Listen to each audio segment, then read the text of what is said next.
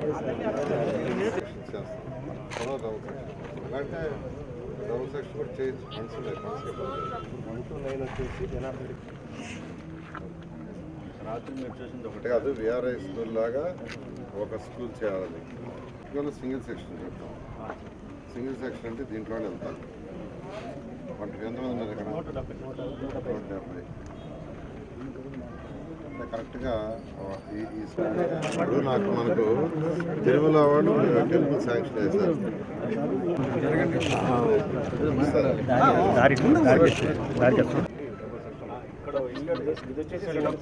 High school ఒకటే ఒక international school దానికి ఏ స్టూడెంట్ అంటే టీచర్ స్టాఫ్ వల్ల ఎవరు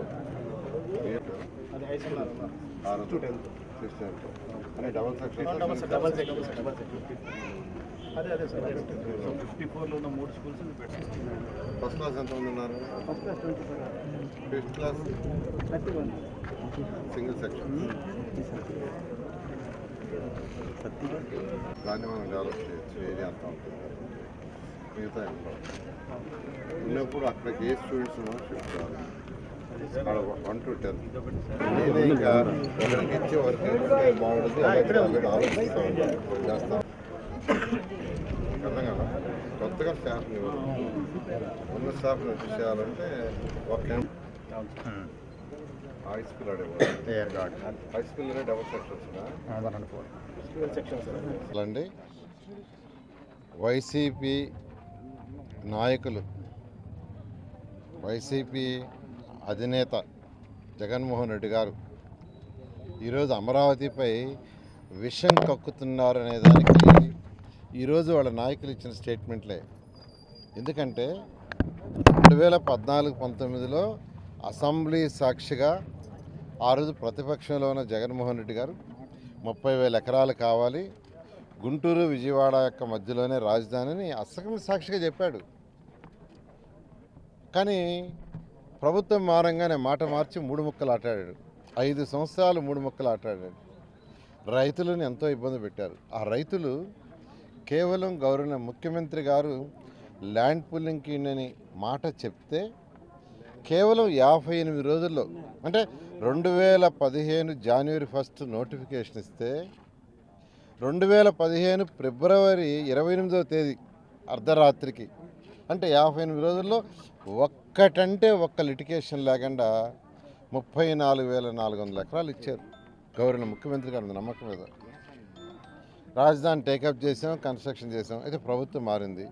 మారంగానే 3 ముక్కలు ఆటాడాడు. అన్నీ మర్చిపోయాడు. అంటే ప్రజలకు ఒకసారి మాటిస్తే దాని మీద స్టిక్ అనేది లేదు. సరే అయిపోయింది. మళ్ళీ ఈ ప్రభుత్వం వచ్చిన తర్వాత రాజధాని కడతామని ముఖ్యమంత్రి గారు చెప్పటం, మాట ప్రకారం మాకు ఆదేశించటం, మేము దాన్ని టేకప్ చేయటం ఎంతో వేగవంతంగా జరుగుతుంది. అమరావతి రాజధాని ఎవరు చూసినా ఈ రాష్ట్రమే కాదు పక్క రాష్ట్రాల వాళ్ళు కూడా అమరావతి బ్రహ్మాండంగా జరుగుతుందంట, ఐకానిక్ టవర్స్ జరుగుతున్నాయంట, అధికార భవనాలు 4026 ఫైనల్ స్టేజ్కి వచ్చినాయంట, ట్రంక్ రోడ్స్, అదేవిధంగా లేఅవుట్స్ రోడ్స్, అదేవిధంగా దాదాపు 108 మంది different organizations, schools, hospitals, hotels, బ్యాంకులు, ఇన్సూరెన్స్ కంపెనీలు, ఇలా ఎంతోమంది అక్కడ వర్క్ స్టార్ట్ చేశారు. బ్రహ్మాండంగా జరుగుతుంది. ప్రపంచంలో టాప్ 5 రాజధానులు ఒకటి కావాలని ముఖ్యమంత్రి గారు ఆదేశించారో దాని ప్రకారం ఇద్దరు జరుగుతుంటే విషం కక్కుతున్నారు. అంటే వాళ్ళు ఎక్స్పెక్ట్ చేయాల ఈ ప్రభుత్వం వచ్చిన తర్వాత ఇంత ఫాస్ట్గా జరగద్దని. ఎందుకంటే ఖజానా ఖాళీ చేసి వెళ్ళిపోయారు, డబ్బులు లేవు, ఈ డబ్బులు ఆడిని ఎట్టకడతారని. అయితే ఈరోజు ఎన్డీఏ ప్రభుత్వంలో ఉన్నాం, ఎన్డీఏ ప్రభుత్వం కూటమిలో ఉన్నాం, కేంద్ర ప్రభుత్వం కూడా సహాయం చేస్తుంది. చక్కగా 11,000 కోట్ల అట్కో లోన్ ఇచ్చింది. 15,000 కోట్లు వరల్డ్ బ్యాంక్ ఏడీపీ ఇచ్చినాయి.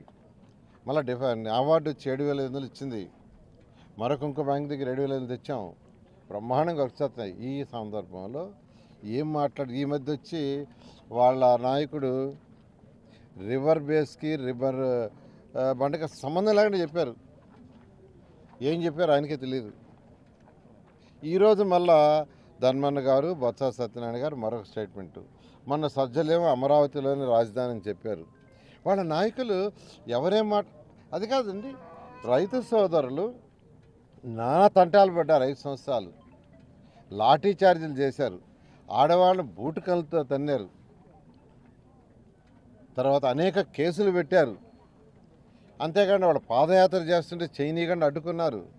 ఇన్ని ఇబ్బందులు బట్టి 58 రోజుల్లో 34,400 ఎకరాలకు ఇచ్చిన దానికైనా అసలు వాళ్ళ మీద కనికరం చూపాల, ఏమి కనికరం చూపించాల, కంచెలేసి బంధించారు. అయితే ఈ ప్రభుత్వం రాగానే అమరావతి రాజధాని కడుతుంటే ఆయన జగన్మోహన్ రెడ్డి గారు ఒక మాట చెప్పారు, సజ్జలు ఒక మాట చెప్పారు. ఇవాళ తీసుకుంటే నిన్నగాక మొన్న వాళ్ళందరూ అడిగారు ఏమని, సార్ పార్లమెంట్లో బిల్లు పెట్టండి అని. దానికి గవర్నర్ ముఖ్యమంత్రి గారు కేంద్రంతో మాట్లాడారు. కేంద్రం ఇన్ ప్రిన్సిపల్ యాక్సెప్ట్ చేసింది. మీరు అసెంబ్లీలో రిజర్వేషన్ చేసి పంపించమన్నారు.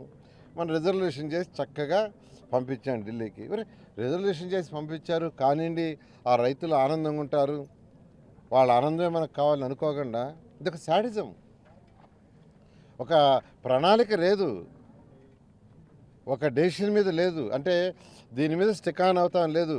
రోజుకు ఒక మాట అంటే ప్రజల్ని కన్ఫ్యూజ్ చేయాలా. ప్రజల్ని ఏం చేయాలంటే కన్ఫ్యూజ్ చేసేసి ఇంకా అమరావతి మీద ఒక సందిగ్ధత, అంటే ఒక ఇండెసివ్ చేయాలి. అదే వాళ్ళ ఉద్దేశం. ఎంతో వేగవంతం జరుగుతుంది. పక్క రాష్ట్రాలు అనుకుండా తమిళనాడు పోతే తమిళనాడు అన్నారు అమరావతి బ్రహ్మాండంగా జరుగుతుంది కదా సార్ అని. హైదరాబాద్ పోతే అదే అంటున్నారు, కర్ణాటక పోతే అదే, మహారాష్ట్రలో అంటున్నారు, ఢిల్లీలో అంటున్నారు అమరావతి బ్రహ్మాండంగా జరుగుతుందంట. దాన్ని ఓరలేకపోతున్నారు. ఇది కరెక్ట్ కాదండి. మీరు ఇలాగానే ఉంటే అసలు మీ నాయకుడు చెప్పేయాలి. ఒక ప్రతిపక్షంలో ఉన్నాడు 14-19లో, 19 నుంచి 24 దాకా ఒక సీఎంగా పరిపాలించిన వ్యక్తికి ఒక రాజధాని మీద ప్రాపర్ అవగాహన లేకుండా ప్రాపర్ స్టేట్మెంట్, అవును రాజధాని ఇక్కడ అమరావతి లేదా కాదు చెప్పు ప్రజలకి. ప్రజలే నిర్ణయిస్తారు. You decide. ఒక నాయకుడిగా, ఒక పార్టీ నాయకుడిగా 14-19లో ప్రతిపక్ష నాయకుడిగా ఉన్నావు, 19-24 సీఎంగా చేసావు. నువ్వు క్లారిటీ ఇవ్వాలి ప్రజలకి. మీ పార్టీ యొక్క డెసిషన్ ఇవ్వకుండా నువ్వు ఒకరోజు ఒక మాట చెప్తివి, బొత్స గారు ఒక మాట చెప్పా, ధర్మన్ ఒక మాట చెప్పా, సజ్జలు ఒక మాట చెప్పా. ఏమవుతుందండి ప్రజలకి? ఎందుకండి అన్కన్ఫ్యూజన్? మీరు ఇలాగా చేస్తే ఆ 11 సీట్లు కూడా నెక్స్ట్ 0 అవుతాయి. మీకు చెప్తున్నాను. రాజధాని అయిపోతుంది 3 సంవత్సరాల్లో. ఎటువంటి పరిస్థితుల్లో కూడా 2028 ఆగస్టుకు పూర్తి చేస్తామని అసెంబ్లీలో సీఎం గారు చెప్పారు. ఖచ్చితంగా కంప్లీట్ చేస్తాం ఆగస్టు 2028కి. అంటే ఆగస్టు దాకా అన్నీ ఉండవు. ఆల్మోస్ట్ ఎమ్మెల్యేల క్వార్టర్స్ అయిపోయినాయి, ఎమ్మెల్యేల యొక్క అపార్ట్మెంట్స్ అయిపోయినాయి. ఎమ్మెల్సీలు తర్వాత వచ్చి ఐఏఎస్ ఆఫీసుల అపార్ట్మెంట్స్ కూడా ఏప్రిల్ 15 నుంచి 25 లోపల హ్యాండ్ ఓవర్ చేస్తున్నాం. ఆ తర్వాత మరొక 15 రోజులు 30 రోజుల్లో జడ్జెస్ బంగళాలు, మంత్రుల బంగళాలు, సీనియర్ ర్యాప్స్ బంగళాలు హ్యాండ్ ఓవర్ చేస్తున్నాం. అదేవిధంగా టైప్ 1, టైప్ 2, గ్రూప్ డి, అదేవిధంగా గెస్టెడ్ ఆఫీస్ వీళ్ళందరూ కూడా ఏప్రిల్ 15 కొన్ని, ఏప్రిల్ ఎండ్ కొన్ని, మే 15 కొన్ని, మే ఎండ్ కొన్ని హ్యాండ్ ఓవర్ చేస్తున్నాం. ఆగవా ఏమి? కాబట్టి ట్రంక్ రోడ్స్ తీస్తే నెక్స్ట్ ఇయర్కి అయిపోతాయి. 28 కూడా కాదు, 27కి అయిపోతాయి. లేఅవుట్స్ రోడ్ కూడా మెజారిటీ 27కి అయిపోతాయి. కాబట్టి అమరావతి అనేది ఆగదు. బట్ మీరు మీ స్టాండ్ ఏదో చెప్పండి, మీ స్టాండ్ క్లియర్గా చెప్పండి. ఒక నాయకుడిగా జగన్మోహన్ రెడ్డి గారు ఎక్స్-సీఎం, తర్వాత వచ్చి నాయకుడు ఒక పార్టీకి మీరు ఖచ్చితంగా చెప్పాలి. చెప్పకుండా ఇలా ప్రజలు చేస్తే మాత్రం ఖచ్చితంగా వాళ్ళే బుద్ధి చెప్తారు. ఓకే.